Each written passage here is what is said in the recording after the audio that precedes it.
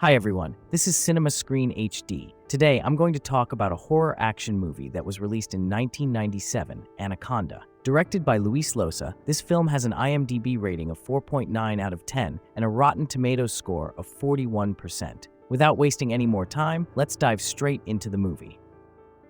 So the movie kicks off with a hunter stranded on a boat in the middle of the Amazon River. He looks absolutely terrified of some unknown creature lurking nearby. Desperate, he tries to call for help using the boat's radio, but it's completely useless. Before he can do anything, the creature crashes through the boat, leaving him no escape. Realizing there's no way out, he makes a chilling decision. He takes his own life, knowing that he won't survive otherwise. Cut to Brazil, where we meet Terry Flores at a hotel. Enter Dr. Stephen Kale, who tells Terry about his ambitious plan to make a documentary on the mysterious, lost Shirishama's tribe of the Amazon. He also mentions that they need a director for the project. Terry, being a filmmaker herself, jumps at the opportunity. As they start assembling their team, we get introduced to the rest of the crew. Danny Rich, Terry's childhood friend and the cameraman. Denise Kalbarg, the production manager. Gary Dixon, Denise's boyfriend and the sound engineer. Warren Westridge, the narrator of the documentary. And finally, Mateo, the boat's skipper. With the team set and ready, their journey into the Amazon begins. But little do they know, danger is lurking just around the corner. So the team gathers everything they need and finally sets off on their journey. As they travel down the Amazon River, they record footage for their documentary, capturing details about both the Amazon rainforest and the Shirishama's tribe. One day, while making their way through the river, a heavy storm hits. In the middle of the downpour, they come across a stranded man whose boat seems to be wrecked. Seeing his desperate situation, they decide to bring him aboard. Once on the boat, the crew questions the man about what happened. He explains that his boat's engine got stuck, leaving him stranded. He then requests to be dropped off at the next village so he can find people to help him repair it. However, when Mateo, the boat's skipper, sees this man, he gives him a strange look, but the two don't exchange any words. The next morning, while the boat is docked, the man is seen cleaning and preparing a fish he caught. The crew asks for his name, to which he responds, Paul Cerrone. Kale, curious about him, asks, "What do you do for a living, and why are you here?" Paul casually replies, "I catch snakes for zoos." Paul then turns the question back on them, asking what they are doing out here. Kale explains their mission, to make a documentary about the Shirishama's tribe. At this point, Paul seems intrigued. "The Shirishamas? I've seen them before," he claims. Hearing this,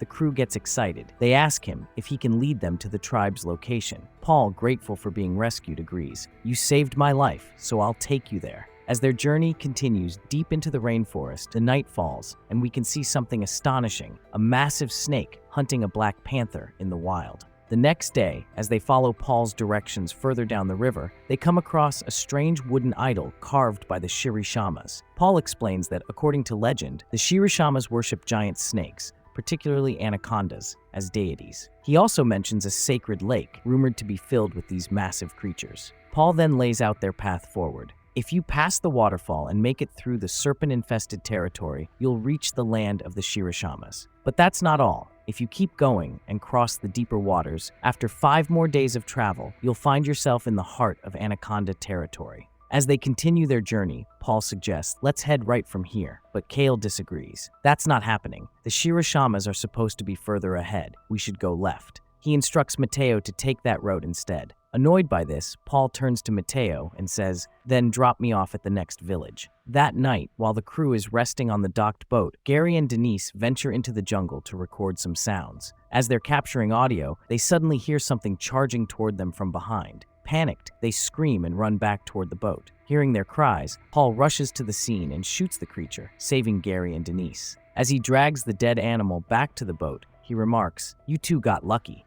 The next day, while navigating the river, the boat suddenly stops. It's caught on a rope that's tangled in the propeller. To fix it, Kale prepares to dive into the water. Paul warns him that's not a good idea, but Kale ignores him and jumps in anyway. As he cuts the rope underwater, he suddenly struggles to breathe. Gasping for air, he frantically signals for help.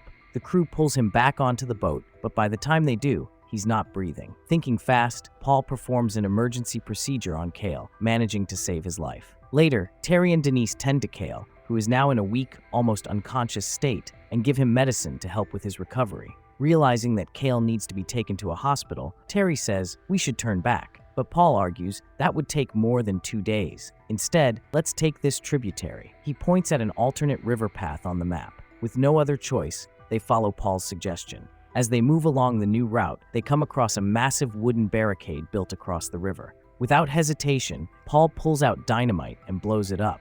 But as the structure collapses, a swarm of snakes is thrown straight into the boat. To make matters worse, debris from the explosion damages their fuel barrels, and all but one fall into the river and sink. Despite the chaos, the crew fights back, throwing the snakes off the boat and pushing forward. A little further down the river, Paul spots an abandoned boat washed up on the riverbank. Thinking it might have extra fuel, Paul, Danny, and Mateo decide to check it out. The group boards the boat and starts investigating. As Paul, Mateo, and Danny search the inside, Paul discovers an old newspaper clipping featuring the owner of the boat, Paul and Mateo. Before Danny notices it, Paul quickly grabs it. While searching further, Paul finds a box containing a net, which could be useful for capturing animals. He and Danny decide to take it back to their boat. As Paul and Danny grab the box and leave the boat, Mateo slips and falls into the water. He tries to climb back up, but suddenly, a massive anaconda emerges and devours him whole. Paul and Danny wait for Mateo, but when he doesn't return, Danny heads back to the abandoned boat to look for him. The only thing he finds is Mateo's flashlight floating in the water. Paul opens the box they took from the boat and pulls out a massive 7-year-old snakeskin. Holding it up, he tells the others, that thing must have eaten Mateo. Terry, however, disagrees. Snakes don't eat humans. We should wait here until morning. Mateo might still come back. That night, while the others rest, Paul approaches Gary with an idea. If we capture this giant snake, we could make a fortune. Are you in? After a moment's thought, Gary agrees. By morning, Mateo is still missing. The group decides to move forward. Along the way, Gary, now siding with Paul, tries to convince the others. If we help Paul catch the anaconda, we can all get rich. But no one else is interested. Seeing their refusal, Paul pulls out his gun, forcing everyone to obey him. That night, as they continue down the river, Paul sets a trap for the anaconda. The snake takes the bait, but after struggling violently, it breaks free and lunges onto the boat. In the chaos, Denise falls into the water. Without hesitation, Gary jumps in and manages to pull her back onto the boat. But just as he's about to climb up himself, the anaconda wraps around him. Terry grabs a rifle, ready to shoot, but Paul stops her. Before anyone can react, the anaconda drags Gary into the water. Now, Paul has complete control over the group, but Terry, Warren, and Danny have had enough. Working together, they attack Paul, overpower him, and tie him to the boat's mast, finally taking back control. The next morning, as Paul sits tied up, Terry walks up to him, holding the newspaper clipping. She glares at him and asks, "Was this all part of your plan?" Without waiting for an answer, she turns and walks away.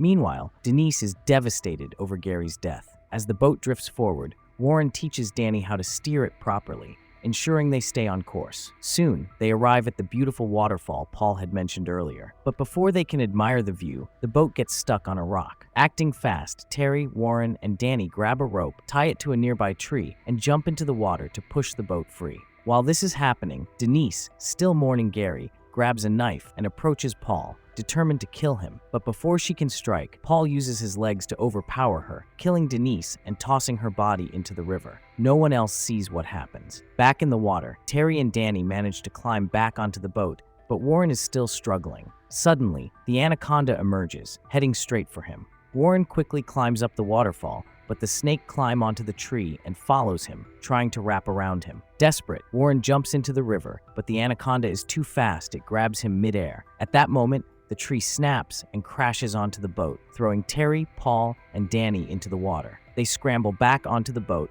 and as Terry helps Danny climb up, they spot Denise's lifeless body floating nearby. Horror fills their eyes. Before they can react, the anaconda strikes again, this time grabbing Danny. As the snake begins to squeeze him, Terry grabs a rifle and shoots, freeing Danny just in time. She pulls him back onto the boat. Just then, Paul attacks them both, but before he can gain the upper hand, Cale suddenly wakes up and charges at Paul. Seizing the opportunity, Danny punches Paul and throws him into the river. As Cale struggles against Paul, his wounds reopen and he collapses again. Seeing this, Terry and Danny quickly carry Cale back inside and lay him down, letting him rest once more. As they continue their journey down the river, Danny spots an abandoned factory in the distance. Thinking they might find fuel for the boat, he and Terry decide to check it out. Inside the factory, as they search for supplies, they come across fuel barrels. But before they can do anything, Paul suddenly appears, attacking both of them. He knocks them out, ties them up, and sets a deadly trap using them as bait to lure the anaconda. Not long after, the anaconda arrives, ready to attack Terry and Danny.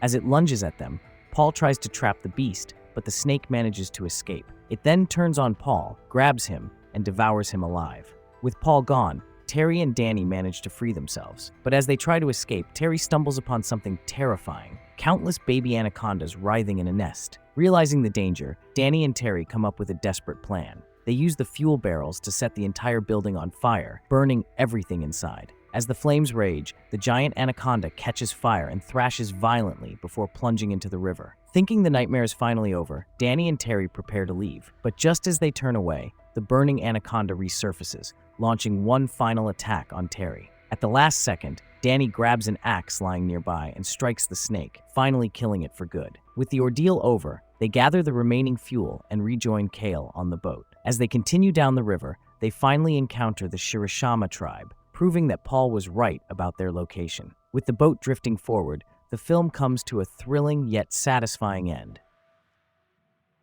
So, what do you think about today's story? Don't forget to leave a comment and give a like below. Also, if you haven't subscribed to our Cinema Screen HD YouTube channel yet, make sure to hit that subscribe button and turn on the bell icon by selecting all to stay updated. That's it for today. We'll see you soon in the next video. Until then, have a great day, everyone.